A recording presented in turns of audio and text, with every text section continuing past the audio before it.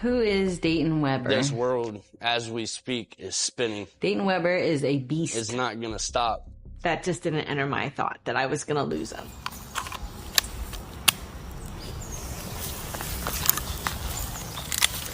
Let me get you a phone.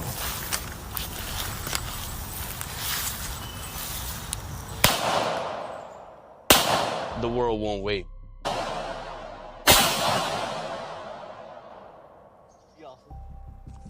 Imagine this. You're just 10 months old. A savage bacterial infection is rippling through your tiny body. Dayton, bye. Bye-bye. Bye-bye. At just 10 months old, Dayton's strength and the strength of everyone around him would be tested. He just got sick like any other normal kid. Take him to the hospital and find out that it had gotten to be a bacterial infection. Grave danger is the word they used all the time. Doctors say you have a 3% chance to live. To save you, they have to amputate both arms and both legs. They suggested that he be baptized and given his last rites. Most people would break, and most families would crumble, but not Dayton Webber. He grows up learning how to do everything with what he has left. He teaches himself how to drive a car. He learns how to write. He even figures out how to shoot guns, using nothing but his body and pure determination. Dayton Webber is a beast. He's strong.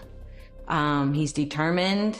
To me, that's like beast mode, you know? Then one day he picks up a beanbag. He falls in love with cornhole. At 8 years old, he's already competing. By 2020, he's the Maryland state champion. In 2021, he becomes the first quadruple amputee ever to go pro in the American Cornhole League. ESPN films his story. They call him the world won't wait. I came up with my own kind of quote that got me through everything, and that's the world won't wait. Dayton Webber hits it. He's a motivational speaker and a local hero. Everybody is in love with this guy. But behind the inspiring headlines, something much darker was hiding. On March 22nd of 2026, La Plata, Maryland, Dayton, now 27 years old, is behind the wheel of his Tesla. His longtime friend, 27-year-old Bradrick Michael Wells, is riding shotgun. He has two other buddies that are in the back seat. Then, 2 shots to the head. Bradrick slumps over instantly, dead. Blood everywhere in the front seat of that Tesla. Well, police say that Webber was out with a couple of friends. He had 3 people in his vehicle. He was driving his Tesla SUV in La Plata, Maryland on Sunday night when this happened.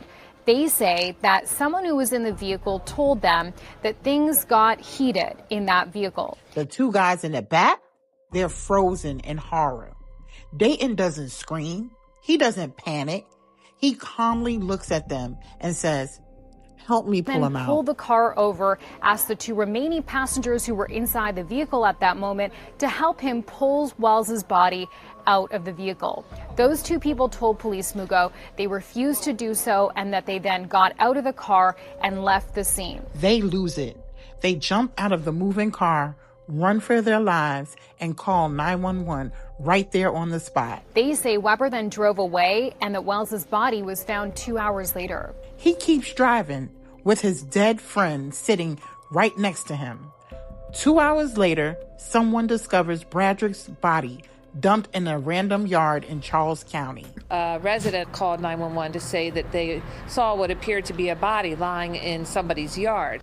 Dayton's Tesla is long gone, tracked more than 150 miles away in Virginia, where he's at a hospital seeking medical help. So Webber was eventually found, Mugo, at a nearby hospital in Virginia just a couple of hours later after he was arrested. Police catch up to him fast. They find the gun. They find the blood evidence. Investigators also describe this as someone who is a gun enthusiast. What does that mean? Well, look at some of the videos on your screen right now. These are videos that he posted to his personal YouTube channel, which obviously show him loading and firing several shots from a handgun, as you see there. And now, Dayton Webber is sitting in jail facing first-degree murder charges. His lawyer swears it was self-defense. He said Bradrick went for the gun first, that Dayton was terrified for his life. Kill or be killed, his attorney told the judge. How's everyone? Karen Piper Mitchell, the Charles County Deputy State's Attorney, gives an update on the grand jury's indictment for Dayton Webber, the national cornhole player and quadruple amputee. We're dealing with a homicide. Someone lost their life, and from that base perspective, our job is to make sure that we put the case together. He's facing multiple charges, including 2 counts of reckless endangerment and having a loaded handgun in a vehicle. Investigators say Webber shot and killed a man they identified as his friend, Bradrick Wells, inside a car after an argument back in March. The indictment came down Friday. He had to kill or be killed. That's what this case is. Webber's attorney argues this was self-defense. I think that evidence is going to be clear that this was something that was not planned, something that was not premeditated, and this is something that was a person in fear that did not know how to handle a situation where there's such a traumatic event. But this is a self-defense case. It's always been a self-defense case, and that's what this case is. And he is not guilty. But it's something the Charles County Deputy State's Attorney doesn't see holding up in court. Based on the investigation that we've seen and from the witnesses' statements and everything, we see no evidence of self-defense.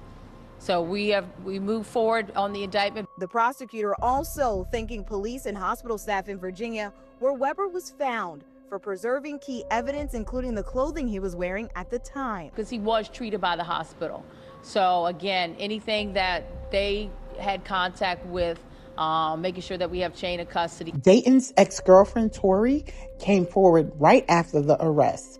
She dated him for 4 years, and she says she saw the side no one else did.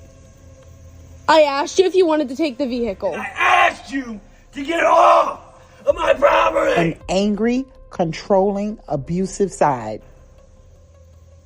Because you were asked to be nice? I asked you to get off my property! Because you were asked to be nice is crazy. She literally said, I'm not shocked. I know what he's capable of.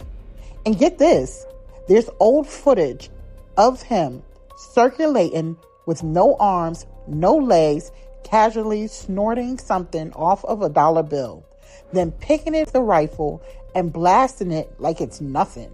Hey, that was perfect. You just it spilled all. I don't give a bud.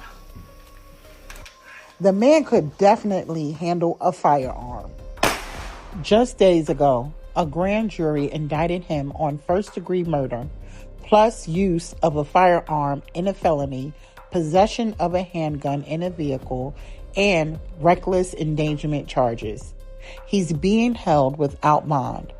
The case just moved to circuit court. A trial date is coming soon. So here's the question that keeps me up at night. Was this just a heated argument that spiraled out of control? Or did the motivational speaker we've all been cheering for have a monster hiding in plain sight the whole time? This case proves one thing.